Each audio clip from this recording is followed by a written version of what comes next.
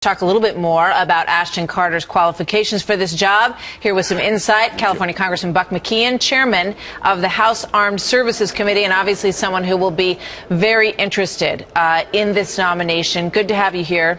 Thank you, Martha. Mr. McKeon, tell me a little bit about what you think about this pick.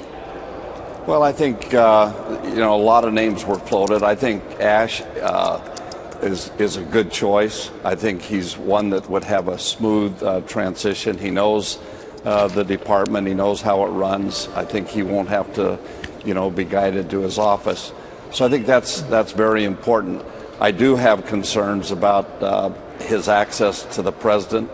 I think he'll get along well in the Pentagon, but I don't know how he'll fit into the White House, because that's ultimately the problem that the last three secretaries have had, and they've all been strong, powerful individuals. So if the president wants to keep micromanaging or let his staff run the Pentagon, then it'll be a little tough for Ash. But I think it remains to be seen how he's going to be able to stand up and how he's going to fit in over there. I think he's not going to suffer from lack of knowledge of how the place runs and the relationships that he's built on the Hill and at the department over the years. So I look forward to working with it. As you point out, that's the crux of the issue here. That is the problem that has led to the last three secretaries of defense leaving their job ultimately. And we just saw Susan Rice a moment ago walk in and take a front row seat for this announcement.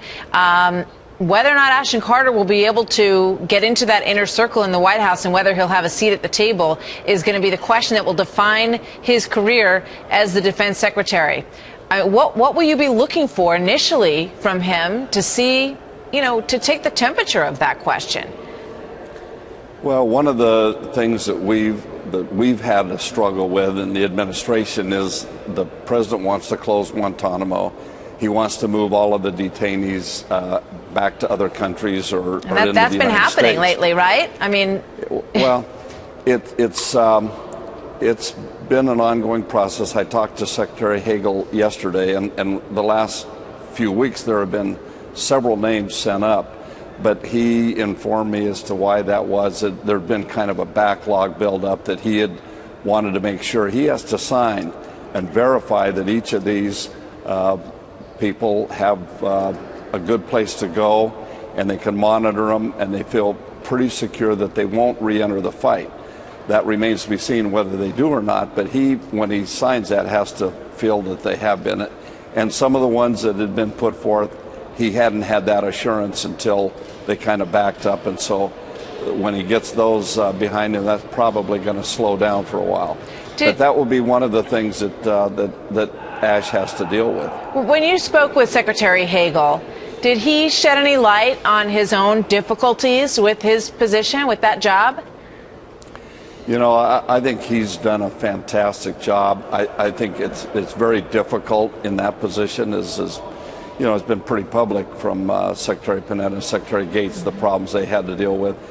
In the time that I've worked with Secretary Hagel, he's never said one bad thing about the administration. I think any discussions he had, any advice he gave to the president or the administration, I think he did privately. I think that's the way he should operate, and I think he was a real stand-up guy in doing that.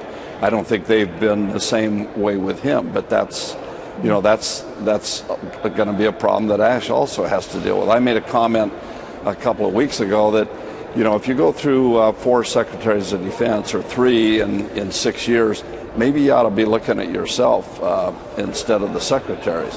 And I think that's maybe the president will sit back and say, well, maybe I ought to evaluate my leadership style, and if I pick somebody to do a job, I ought to let them do it. We will see.